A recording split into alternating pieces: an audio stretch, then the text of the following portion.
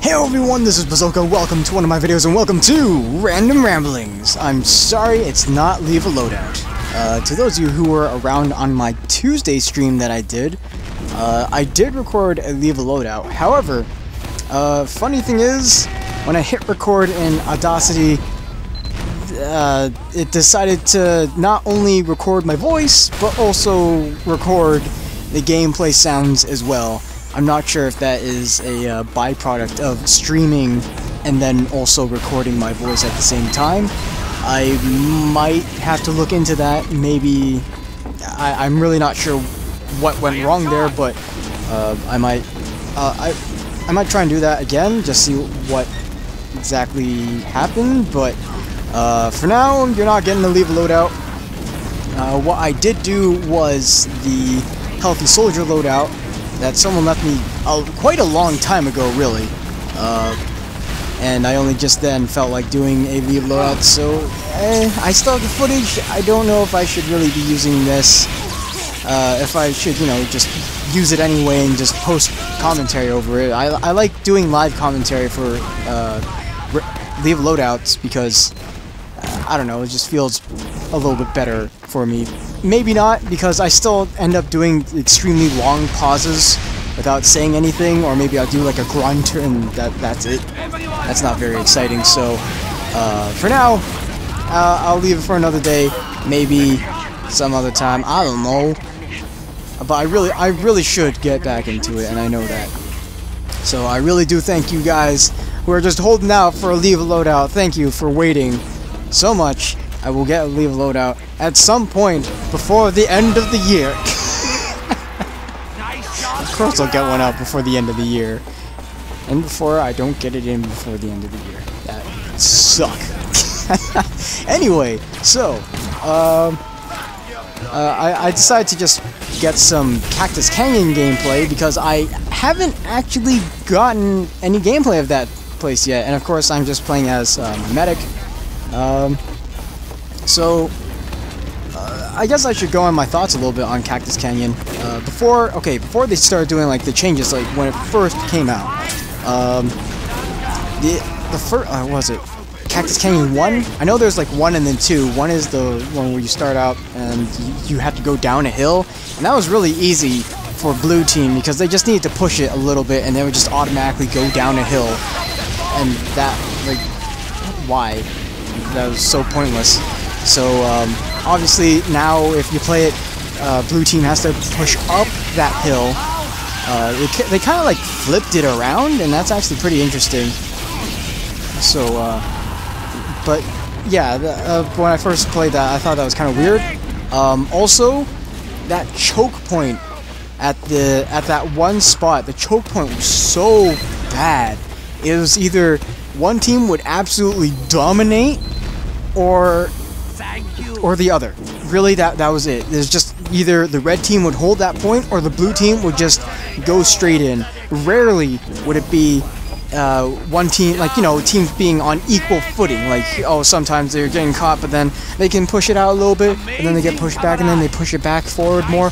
It was either like red team has like 3 sentries and a couple of pyros along with like a crits medic and a demo and soldier or whatever, and blue couldn't do anything, or it was just blue was so heavily stacked that it didn't matter. They, like, I don't know, like 2 Ubers taking out all the sentries, or, you know, just absolutely just rushing through their gung-ho. So I'm kind of glad that they changed it, because now there's like the little window that you can go up to, and that's a secondary spot where you can go in. It's still very choke pointy because that hallway that you have to go through is very, very small and very, you know, slender and what have you. But I mean, at least it's another way to get through. I think maybe they should add in a 3rd way, so that way it's not just, you know, still in the same general, you know, kind of spot. But I mean, I don't know. That's just my personal opinion on that one choke point, because it's really easy to set up, especially now that they put up like these 2 boxes around the corner. On the left side of the choke point if you're blue, and that makes it easier for engineers to build up there, which is fine. It's fine because, you know, engineers had a really tough time if it was just, you know, just one engineer there setting up for that choke point, and then, I don't know, 2 heavies, a demo, and a soldier just go around the corner. What's he gonna do? So, I mean, it at least gives him a little bit of cover, so he can put his dispenser there and so on and so forth. And the rest of it, whatever. It's pretty decent. And then second one, I don't really have much opinion on the second one. Really, it is what it is. I don't know. Yeah, I have nothing to really say on that. The second one, the other part of Cactus Canyon. I mean, I guess they fixed up a lot of the glitches. Actually, no. I saw a demo man with the base jumper get behind things, like get behind the terrain and just kind of, you know, snuggle in behind some buildings that he shouldn't be able to. I'm like, how did you do that? Teach me your wizardy ways. He ended up doing basically nothing because we were holding them at spawn so well. So that was a thing, but I mean, aside from that, one person out of everything that I saw knew where that one little glitch spot was, and you know, I'm not even sure if I even caught that on. I'm not sure if I recorded that or if I streamed that, but regardless, there is a glitch. There is still like a terrain glitch or whatever that allows people to sit behind a building around the halfway point on the second one. But I'm not entirely sure. Maybe it's the first one, and the second one was the one that I was talking about a lot before, with the incredibly hard to push past choke point. Maybe I'm wrong. I don't know which one's which, but still, that's a thing. That is a thing. I need to stop using "that's a thing" or that. Anyway, words coming out of my mouth. So, also in other news, Gamer at Stream helped me quite a bit. He has solidified a few of the a few medic hats that I still needed, and he got them for me. So I'm pretty happy about that. He's helped me a lot with the medic hats. He's just been giving me hats pretty much, and I really do appreciate that, because now my medic hat collection for now is done. I'm really not sure if I want to like try and upgrade all the hats to unusual if possible, because that's kind of dumb, and that would also mean I need to get another. I would need to get a strange, unusual Here's Helm and a strange, unusual Teutonic Toque. I'm not sure if I'm willing to, you know, do that, because that's kind of dumb. But still. So that's the status on the medic hats. I may try and, you know, get unusuals, but I won't be actively going out of my way to like, oh yeah, that's an unusual I want. Give me that. I don't really care that much for unusuals. And speaking of unusuals, I sold my collector's Festive flare. Unfortunately, I took a little bit of collateral damage because hindsight is freaking 20/20, guys. So I sold it for a bolted bicorn with a kilowatt effect on it. And I traded stuff that I probably shouldn't have. I traded 2 partner taunts along with Merc's muffler, my white bills that I had since almost the beginning, since I started playing TF2, because one of my first friends on TF2 gave it to me as a gift for like no reason. And I also, of course, sold the collector's Festive flare, obviously. But I was okay with the white bills because even though I've had it for a long time and it's an expensive item, well, you know, fairly expensive item for what it was, I was okay with, you know, selling that off as well because, well, I've had it for a long time. I haven't really been wearing it a whole lot. I've been maybe wearing it once every so often. And I was willing to sell the Merc's muffler because, hey, why not? If I can manage to sell this unusual, I can get a key back and buy a Merc's muffler again. No big deal. However, The two partner taunts that I sold, that I also added in that deal, was also the rock paper scissors and the square dance.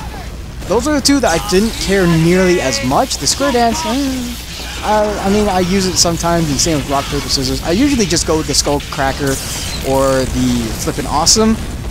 However, I really didn't even need to add those in. Unfortunately, I'm not even sure if the guy even knew, but he managed to guilt trip me, and I didn't think about it because it's an unusual that I'm trading for, and he's just like painting a really sad picture, kind of like he was making a big deal out of it, and that's the problem. I'm too nice. I'm way too nice when people start, like, you know, trying to be angry and stuff. I'm trying to diffuse the situation by being, like, trying to be nicer and compensate for it. However, that did me in, and I'm not even sure. I don't think I'm even able to make much of a profit off of the unusual that I have now. You know, the bolted bicorn kilowatt. Right now, I'm trying to sell it for 2.3. However, there's like two other guys that are selling it on Outpost, which is, you know, 2 buds, 30 keys. Both of those are lower than 2.3 buds, so I'm gonna be hard pressed to sell this thing, especially because there's 16 kilowatt bolted bicorns in existence, at least according to Backpack. You know, there might be more, but 16, and it's a kind of a new hat. Well, no, not really. It was in the robotic boogaloo. That's been a while, but yeah, it's. I don't know. It might be hard for me to actually sell that within 2.3. Gamer gave me the advice that I should slowly lower the price as the days go on. But we'll see. We'll see if I'm actually able to do that. I don't really think I can, and I can't just outright, you know, put it up for what is it? The option on TF2 warehouse. I can't put it up there because you need a trust level of 3. I only have a trust level of 2, so it's not really possible for me to do that yet. So that is unfortunate. However, once again, hindsight 2020. If someone offered me something that I just don't want, I just have to outright smack them down. Like, no, sorry, man, but no. It's unfortunate, but things happen. That's probably one mistake that takes the cake over all the other TF2 mistakes that I've done. However, I still have done a few TF2 mistakes, so that's just another one to add to the bin. Always check your trades, double check your trades, maybe even triple check your trades. And if someone just offers you things that you don't want, just don't take it. Just don't. Even if they're like a collector, because the guy that I sold it to, he's trying to get all of the collector's festive flares. That's gonna be super expensive, and he didn't even have like the proper like amount of currency to even try and start that. He has one collector's festive flare, and then he got mine. So right there, that's already like 4 buds worth. Right there. That I'm going to assume that's what he bought them for. He bought mine with the intention that it was 2 buds, even though I put it up for 1.8, but he really wanted it, so whatever. Yeah, I don't understand why someone's trying to get all the collective festive flares. That's going to be quite an endeavor. However, I can't really say much because I spent my first year of TF2 getting at least one variant of each strange, so whatever. I can't fault him for that. However, I can fault him for his bargaining tactics, which I do not approve. But once again, hindsight 2020. Alright, so this video is getting long enough. I'm just going on and on. Probably you don't care about what my successes are, so I'm just gonna end it here. So once again, I thank you guys so much for waiting patiently for the Leave loadout. Again, I know a lot of you have subscribed to me purely for that, so I'm gonna try and get to that. So I will see you guys later. Have a great day and a good night. Bye. Bye! Bye! Bye!